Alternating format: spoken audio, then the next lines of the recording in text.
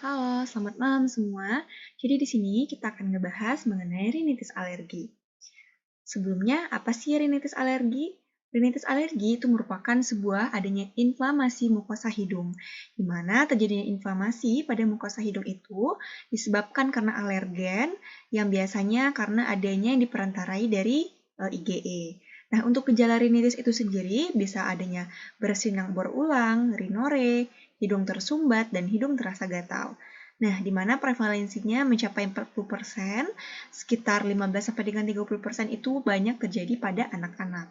Nah, di mana 80% penderita daripada rinitis alergi ini di mana karena adanya hambatan dalam prosesi kerja atau sekolah akibat dari rinitis. Nah, untuk patofisiologinya, karena ini dia merupakan sebuah reaksi hipersensitivitas, jadi di mana dia ini ada reaksi alerginya bisa terdiri dari dua fase. Yang pertama fase cepat, yang berlangsung sejak kontak sampai 1 jam, dan fase lambat yang berlangsung 2 sampai dengan 4 jam, dan dengan puncak 6 sampai dengan 8 jam setelah pemaparan, dan bisa berlangsung selama 1 sampai dengan 2 hari. Nah, jadi ini adalah patofisiologinya. Jadi terjadinya adanya tahap sensitisasi, kontak pertama dengan alergen, lalu adanya makrofag atau monosit tadi, dia sebagai daripada APC yang akan menangkap alergen. Nah, setelah diproses, antigennya nanti akan membentuk fragmen peptida yang akan bergabung dengan HLA-2. Nah, lalu dia akan membentuk MHC2 dan kemudian dipresentasi pada sel T helper 0. Kemudian APC-nya tadi dia akan melepaskan sitokin seperti interleukin 1 dan mengaktifkan lagi TH0 menjadi T helper 1 dan 2. Nah, lalu T helper 2 ini dia akan melepaskan berbagai sitokin seperti interleukin 3, 4, 5, dan interleukin 13. Nah, nanti yang interleukin 4 dan juga 13 yang diikat, yang diikat oleh reseptor di permukaan sel limfosit akan memproduksi IgE. Nah, inilah kenapa bisa diperantarai dengan IgE. Nah, lalu kenapa sih bisa terjadi reaksi alergi cepatnya? Jadi IgE tadi, dia di sirkulasi darah, dia akan masuk ke jaringan yang diikat oleh reseptor dari IgE atau basofil.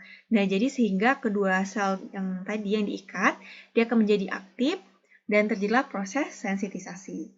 Nah, bila mukosanya sudah tersensitisasi, terpapar dengan alergen yang sama, maka kedua rantai IgE-nya akan mengikat, maka terjadilah degranulasi, maka akan terjadi reaksi alergi fase cepat.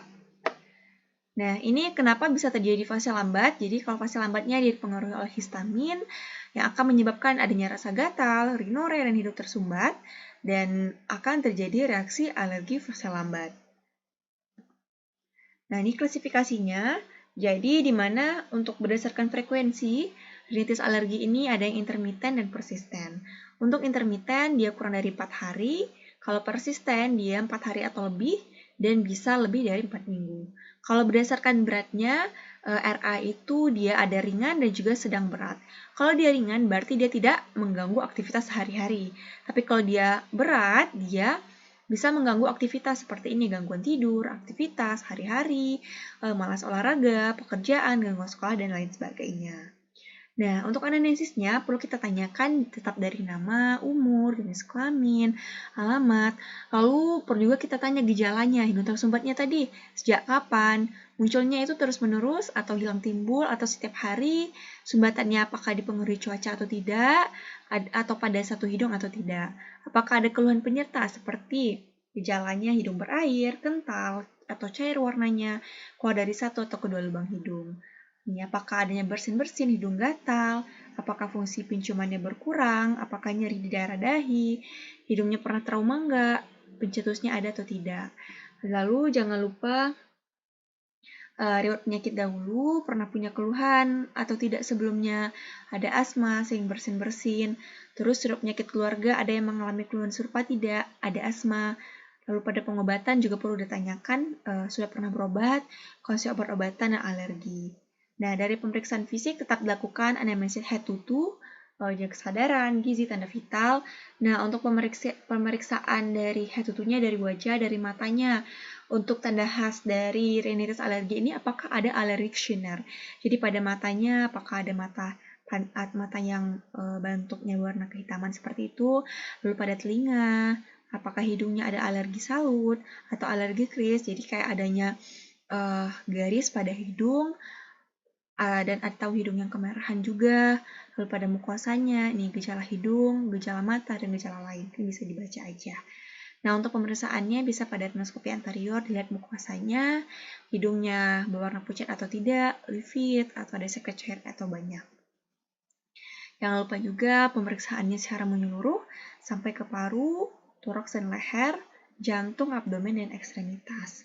Nah, pemeriksaan penunjang, jadi untuk darah rutin, yang paling penting itu adalah serum IgE-nya, apakah alerginya tadi, skin prick test, ataupun hapusan dari mukosa. Nah, ini penata laksanaan. Jadi sebenarnya kalau tata laksana utamanya itu adalah penghindaran dari alergennya. Yang kedua, untuk farmakoterapinya diberikan antihistamin. Jadi antihistamin generasi 2 bersifat non-sedatif. Lalu pemakaian anti generasi 1 itu memiliki efek sedatif. Jadi dia kurang direkomendasikan. Nah, lalu boleh diberikan glukokortikoid atau kortikosteroid sistemik dan bisa diberikan dexamethasone, topikal ataupun oral. Nah, ini bisa juga diberikan imunoterapi, tapi apabila rinitis alerginya tadi yang tidak terkontrol setelah diberikan farmakoterapi yang optimal. Jadi tetap diberikan antihistamin terlebih dahulu. Nah, lalu jangan lupa non farmakologinya seperti cuci hidung dengan menggunakan larutan salin atau NaCl. Kalau kasusnya berlanjut, mungkin bisa dilakukan tindakan bedah seperti reduksi konka, neurektomi vidianus. Baik, sekian pembahasan mengenai rinitis alergi. Ditunggu pembahasan selanjutnya ya. Terima kasih.